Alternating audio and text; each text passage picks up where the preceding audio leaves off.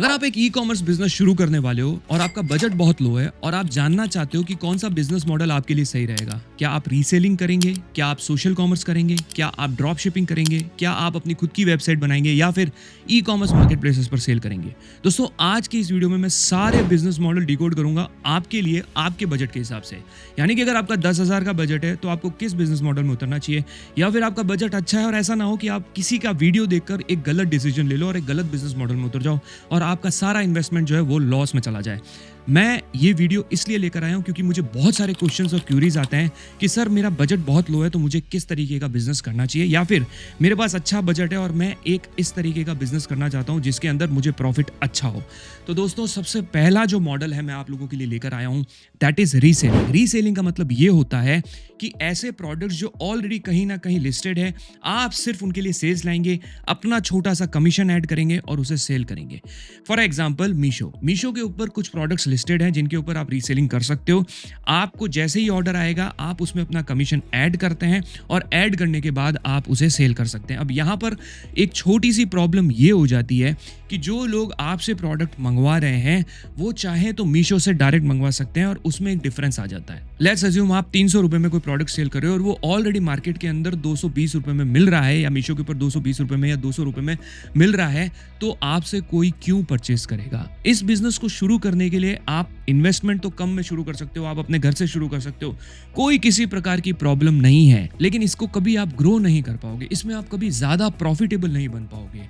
तो low budget में बिना किसी मेहनत के अगर कोई बिजनेस शुरू करना है, आप मीशो पे रीसेलिंग स्टार्ट कर सकते हो, लेकिन मैं फिर कहना चाहूंगा इसका कोई लार्ज स्कोप नहीं है, इसका कोई ज्यादा स्कोप नहीं है। दूसरा जो बिजनेस मॉडल है that is social commerce. Social commerce का मतलब क्या होता है, यानी कि आप व्हाट्सएप के ऊपर ई कॉमर्स बिजनेस कर सकते हो, यानी कि आप इंस्टाग्राम के ऊपर ई कॉमर्स बिजनेस कर सकते हो, फेसबुक के ऊपर ई कॉमर्स बिजनेस कर सकते हो।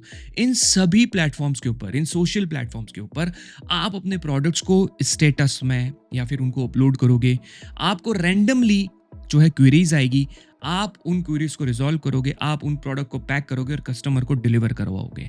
इसकी भी लिमिटेशन जो है ना ये बहुत लिमिटेड है। हाँ, इंस्टाग्राम के ऊपर आप अच्छा खासा बिजनेस कर सकते हो। इंस्टाग्राम के ऊपर आपको जो है रील्स बनानी है, इंस्टाग्राम के ऊपर आपको स्टोरीज लगानी है, इंस्टाग्राम के ऊपर आपको पोस्ट डालनी है अच्छे अच्छे म्यूजिक के साथ, ट्रेंडिंग म्यूजिक के साथ, तो आपको अच्छा खासा बिजनेस और अच्छे खासे आपको रिजल्ट्स मिल सकते हैं।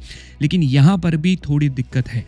थोड़ी दिक्कत यह है कि ट्रस्ट फैक्टर यहाँ पर जो है ना वो बहुत इंपॉर्टेंट रोल प्ले करता है। यानी कि लोगों को इतना इजीली ट्रस्ट होता नहीं है। आए दिन हम देखते हैं कि लोग कहते हैं कि हमने इंस्टाग्राम से कुछ मंगाया था और हमारे को जो है खाली डब्बा मिला, या फिर हमारे को वो प्रोडक्ट नहीं मिला जो हमें मिलना चाहिए था। अब हम रिटर्न भी नहीं कर पा रहे हैं और हमें रिफंड भी नहीं मिल रहा है। आपके भी आसपास में कभी ना कभी इस तरीके की प्रॉब्लम आपने जरूर सुनी होगी। तो जो ट्रस्ट फैक्टर है ना वो प्रॉब्लम क्रिएट करता है इसके ऊपर। इसलिए आपको इस बिजनेस मॉडल का यूज लेना, बट इसको प्रायोरिटी पे नहीं रखना है। आप सोशल कॉमर्स का यूज दूसरी चीजों के लिए करेंगे, वो मैं आगे आपको बताऊंगा। तीसरा जो बिजनेस मॉडल है that is market place selling. अगर आप ई कॉमर्स मार्केट प्लेसेस पर सेल करना चाहते हो, जैसे कि Amazon, फ्लिपकार्ट और मीशो पे, तो आपको थोड़ा बजट रिक्वायर्ड रहेगा। अब देखो, जो मैंने रीसेलिंग का बताया है उसके लिए आप बहुत लो बजट में, आप 4-5 हज़ार में भी शुरू कर सकते हो। आप सोशल कॉमर्स है तो उसको 10, 12, 15 या 20 हज़ार में भी शुरू कर सकते हो। लेकिन अगर आप ई कॉमर्स मार्केट प्लेसेस पे आना चाहते हो तो आपको थोड़ा सा इसके ऊपर इन्वेस्टमेंट करना पड़ेगा। आप एक प्रॉपर बिजनेस शुरू कर सकते हो। आप अच्छा खासा अपना इन्वेंट्री लाकर आप अपने प्रोडक्ट्स को इन मार्केट प्लेसेस पर लिस्ट कर सकते हो, और लिस्ट करने के बाद आपको बनी बनाई ऑडियंस जो इन मार्केट प्लेसेस पर आती है वो बनी बनाई ऑडियंस भी मिलेगी, आपको ट्रस्ट भी मिलेगा। यानी कि लोग आपके बिजनेस पर ट्रस्ट करेंगे। लोगों को पता है कि हम Amazon से प्रोडक्ट परचेस कर रहे हैं, या हम लोग फ्लिपकार्ट से परचेस कर रहे हैं, या फिर हम लोग मीशो से परचेस कर रहे हैं, तो लोगों का एक ट्रस्ट बिल्ड रहेगा और उससे आपको ज्यादा ऑर्डर्स आने के चांसेस बढ़ जाएंगे। यानी कि लोग इसके ऊपर अगर प्रोडक्ट रिटर्न करना चाहते हैं तो लोगों के प्रोडक्ट रिटर्न भी होंगे, आपको कैश ऑन डिलीवरी ऑर्डर्स भी आएंगे। उसके साथ साथ आप बड़े लेवल पे स्केल भी कर सकते हो। आप दिन के 500 से 1000 ऑर्डर्स भी प्रोसेस कर सकते हो इन सभी मार्केट प्लेसेस में मिला के, और काफ़ी सारे लोग कर रहे हैं, और अपने ब्रांड को भी जो है इन मार्केट प्लेसेस की हेल्प से बिल्ड कर सकते हो। और ये एक बहुत अच्छा बिजनेस मॉडल है एक बिगनर के लिए जो एक्चुअली में एक लेवल पे अपने बिजनेस को ले जाना चाहता है। तो ये मार्केट प्लेसेस उसमें आपकी बहुत मदद कर सकते हैं। अब इसमें जो माइनस पॉइंट है, जो चैलेंजेस है, कि आपको इन मार्केट प्लेसेस पे प्रोडक्ट लिस्ट करने के बाद जो भी सेल आएगी उस पर थोड़ा बहुत कमीशन चुकाना पड़ेगा। लेकिन यहाँ पर एक बहुत बड़ा ट्विस्ट है। Amazon ने अभी कुछ टाइम पहले अपने 300 से कम प्राइस वाले प्रोडक्ट्स के ऊपर 0% कमीशन कर दिया है। बहुत सारी ऐसे वर्टिकल्स यानी कि कैटेगरीज हैं जिसके ऊपर अगर आप 300 से कम में सेल करोगे तो बहुत कम कमीशन आपको पे करना पड़ेगा। वहीं पर अगर मीशो और फ्लिपकार्ट की बात करी जाए तो वहां पर ऑलरेडी 300 से कम वाले प्रोडक्ट पे काफी सारे वर्टिकल पे 0% कमीशन है और मीशो पे तो वैसे भी 0% कमीशन है। बट आपको ये भी आइडेंटिफाई करना पड़ेगा कि कौन से मार्केट प्लेसेस के ऊपर कम रिटर्न्स आते हैं, यानी कि आरटीओज कम आते हैं या फिर फेक रिटर्न्स कम आते हैं। इस चीज का भी आपको ध्यान रखना है। आप थोड़ा सा यूट्यूब पे वीडियोस देखिए, लोगों के रिव्यूज देखिए, लोगों के कमेंट्स पढ़िए कि मीशो के बारे में लोगों की क्या धारणा है, फ्लिपकार्ट के बारे में लोग क्या सोचते हैं और अमेजोन को लेकर लोग क्या बोल रहे हैं और क्या सोच रहे हैं। उसके बाद अपने मार्केट प्लेसेस चूज करिएगा और फिर सेल करिएगा। चौथा जो मैं कहूंगा जिससे आप एक बहुत बड़ा बिजनेस खड़ा कर सकते हो, दैट इज D2C वेबसाइट, यानी डायरेक्ट टू कंज्यूमर। एक मैन्युफैक्चरर अपनी वेबसाइट बनाकर अपना ब्रांड बिल्ड करके डायरेक्ट कस्टमर को सेल कर सकता है। बीच में किसी प्रकार का कोई भी व्यक्ति नहीं होगा, कोई भी होलसेलर, एजेंट वगैरह कुछ नहीं।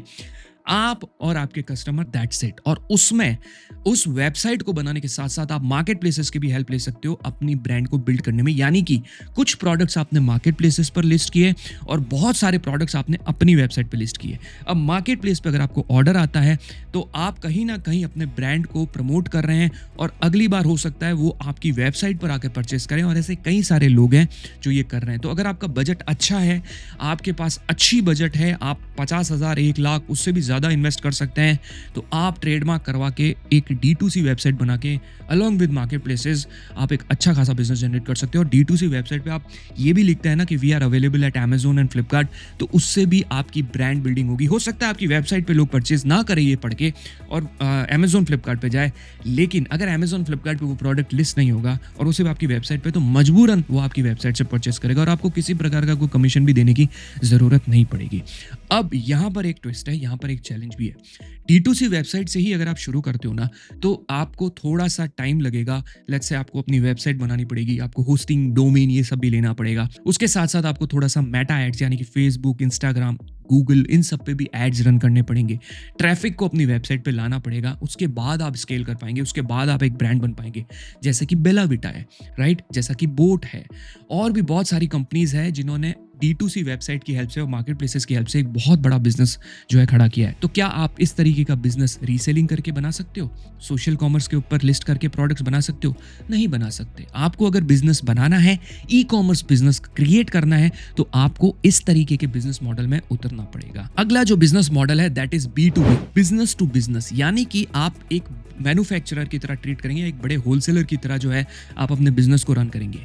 अभी तक जो मैंने बिजनेस बताया वो बिजनेस टू कंज्यूमर, यानी आप डायरेक्ट रिटेल सेल कर रहे हैं कस्टमर्स को। अब आप सेल करेंगे बिजनेसेस को with the help of India mart या उड़ान। इन दोनों वेबसाइट के ऊपर आप अपने प्रोडक्ट लिस्ट करेंगे और आपको बल्क में क्वेरीज आएगी, यानी कि लोग आपसे मिनिमम ऑर्डर क्वांटिटी आप सेट रखेंगे कि आपको जो भी ऑर्डर देना है उसकी मिनिमम ऑर्डर क्वांटिटी होगी 100 पीस, 200 पीस, 500 पीस, 1000 पीस, जो आपकी MOQ है वो रख के आप एक अच्छा खासा बिजनेस खड़ा कर सकते हो। लेकिन इसमें इन्वेस्टमेंट बहुत अच्छा लगने वाला है। अब जो चैलेंजेस हैं इस बिजनेस के अंदर वो ये है दोस्तों कि इसके अंदर एक तो क्रेडिट पे थोड़ा सा बिजनेस चलता है, राइट, थोड़ा सा आपको लोगों को उधार पे माल देना पड़ता है। और दूसरा जो चैलेंज वो ये है कि हर किसी के लिए पॉसिबल नहीं है कि आपसे 100, 200, 300, 500 प्रोडक्ट जो है परचेस करें। तो थोड़ा टाइम लगता है अथॉरिटी बिल्ड होने में और थोड़ा टाइम लगता है इतने बड़े बल्क ऑर्डर्स आने में। बट अगर आपकी कैपेसिटी है, आप थोड़ा सा हसल कर सकते हो, मेहनत कर सकते हो, तो आप एक B2B बिजनेस भी खड़ा कर सकते हो। और मैं तो कहता हूं कि अगर आपके अंदर जज्बा है और अगर आप कर सकते हो तो आप एक ई कॉमर्स सेलर्स और बिगनर्स के लिए एक B2B पोर्टल ओपन करिए, स्टार्ट करिए और उन लोगों को आप इस तरीके की प्रोडक्ट देना शुरू करो और उसमें मिनिमम ऑर्डर क्वांटिटी रखो 50 piece, 100 piece, hardly 40 piece, 30 piece, तो आप अच्छे खासे ऑर्डर्स उस पे भी ले सकते हो। अगला जो बिजनेस मॉडल है that is drop shipping business model. आपने यूट्यूब पे बहुत सारे वीडियोस देखे होंगे जिसमें यह कहा जाता है कि आपको सिर्फ सप्लायर से जो है प्रोडक्ट्स की इमेजेस लेनी है, अपनी शॉपिफाई पे वेबसाइट बनानी है, प्रोडक्ट को लिस्ट करना और मेटा एड्स रन करना है और आपको ऑर्डर्स आने स्टार्ट हो जाएंगे and you will be profitable with in in a month और आपको दिन की 1 लाख रुपए 2 लाख रुपए की जो है सेल्स मिलने लग जाएगी। It's not that easy. अगर आपका 50,000 का बजट है ना, या फिर आपका 1 लाख रुपए का बजट है ना, उसके बाद भी आप डेली के 1,000 रुपए के भी एड्स रन करते हो तो 30,000 रुपए की महीने की एड्स रन होती है। उसके बाद भी अगर आप बहुत एक्सपर्ट हो तब जाके आपको शायद 1 लाख 2 लाख की सेल मिलती है, और उसमें भी बहुत सारे ऑर्डर्स आटे हो जाते हैं। देखो, drop shipping business model India के लिए नहीं बना है। मैं फिर बोलता हूँ, ड्रॉप शिपिंग बिजनेस मॉडल बाहर वेस्टर्न कंट्रीज जहाँ पर कैश ऑन डिलीवरी नहीं चलते हैं वहाँ के लिए है, और वहाँ पर एड्स रन करने के लिए आपको डॉलर्स में पेमेंट करनी पड़ती है, और अगर आपका बजट लो है आप सस्टेन नहीं कर पाओगे। मैं आपको बिल्कुल भी डीमोटिवेट नहीं करना चाहता हूँ, मैं आपको सही रास्ता बता रहा हूँ। आप चाहे तो मीशो पे रीसेलिंग कर लीजिए, आप चाहे तो सोशल कॉमर्स कर लीजिए, आप चाहे तो वेबसाइट बना लीजिए, ई कॉमर्स मार्केट प्लेसेस पे सेल कर लीजिए, लेकिन ड्रॉप शिपिंग बहुत रिस्की बिजनेस है। करना है और बहुत अच्छा बजट है तो आप कर सकते हो, लेकिन अगर बजट बहुत लो है ना, तो ये सोच के कि इन्वेंट्री नहीं रखनी पड़ेगी, गलती से भी इस बिजनेस मॉडल में मत उतरिएगा। थोड़ा आपको जो है इसका रिस्क फैक्टर लेकर चलना पड़ेगा। अगर बजट बहुत अच्छा है, 1-2 लाख रुपए का अगर नुकसान भी हो जाता है तो कोई फर्क नहीं पड़ता, तो आप ट्राई जरूर कर सकते हैं, लेकिन और एल्स बजट बहुत लो है तो इस बिजनेस मॉडल में गलती से भी मत उतरिएगा। अब एक सवाल जो बहुत इंपॉर्टेंट सवाल है इन बिजनेसेस को लेकर, दैट इज जीएसटी। ध्यान से सुनिएगा ताकि आपके सारे डाउट्स क्लियर हो जाए। इंडियन गवर्नमेंट का एक रूल है, वो ये रूल है कि अगर आपकी सेल 40 लाख रुपए से कम है तो आपको जीएसटी लेने की जरूरत नहीं है। अगर आप कोई सामान बेचते हो तो, अगर आप कोई सर्विसेज देते हो जैसे कि एड चलाने की service, graphic designing, website designing, तो आपको 20 लाख रुपए तक की सेल तक जीएसटी लेने की जरूरत नहीं है। और ऐसा कहकर आपको ड्रॉप शिपिंग बिजनेस या रीसेलिंग बिजनेस या ई कॉमर्स बिजनेस के लिए कहा जाता है कि आप स्टार्ट करिए। यहाँ पर एक बहुत इंपॉर्टेंट बात है जो आपसे छुपाई जाती है, जो मैं आपको बता रहा हूँ कि दोस्तों, अगर आप किसी भी प्रकार का ई कॉमर्स बिजनेस करते हो, आपका प्रोडक्ट आपके स्टेट से बाहर जाता है तो आपको जीएसटी लेना पड़ेगा। अगर आप अपनी खुद की वेबसाइट बनाते हो और आपकी वेबसाइट बनाकर आप अपने ही स्टेट में सेल करते हो तो 40 लाख रुपए तक की सेल तक आपको जीएसटी लेने की जरूरत नहीं है।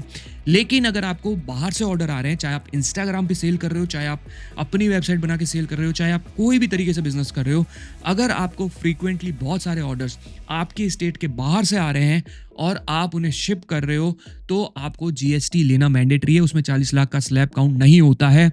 अगर आप पकड़े गए तो थोड़ी प्रॉब्लम हो सकती है, इसलिए आपको इस चीज़ का ध्यान रखना है। और आप चाहें तो इसमें मैं आपकी एक बहुत अच्छी मदद कर सकता हूं, एंड दैट इज, आप चाहें तो अपनी वेबसाइट बनाकर अपने ही स्टेट में सेल कर सकते हो। वेबसाइट बनाने के लिए हमने बहुत सारे वीडियोस अपने चैनल पे बना रखे हैं, आप जाकर हमारे चैनल के वीडियोस भी देख सकते हो और एक वेबसाइट बनाकर अपने स्टेट में कैसे सेल किया जाता है वो भी सीख सकते हो। सो दोस्तों, आई होप आपको इस पूरे वीडियो में सारी चीज़ें समझ में आ गई होगी। आप कौन से बिजनेस मॉडल में उतरने वाले हो और आपका कितना बजट है, मुझे कमेंट करके बताओ, सो दैट मैं आपकी उसमें हेल्प कर सकूं कि आपके लिए कौन सा बिजनेस मॉडल सही रहेगा। और अगर आप ई कॉमर्स मार्केट प्लेसेस पर सेल करना चाहते हो तो हमारा पूरा का पूरा जो वीडियोस की प्लेलिस्ट है वो मैंने आपको दे रखी है, और हमारा एक कोर्स भी है, पेड कोर्स, जिसको मैं कमेंट में पिन कर दूंगा, वहां से उसको भी एक्सप्लोर कर सकते हो। पसंद आए तो लीजिएगा, और एल्स आप यूट्यूब में फ्री से भी सीख सकते हो। Thank you so much guys, मिलते हैं अगले वीडियो में, तब तक के लिए टेक केयर।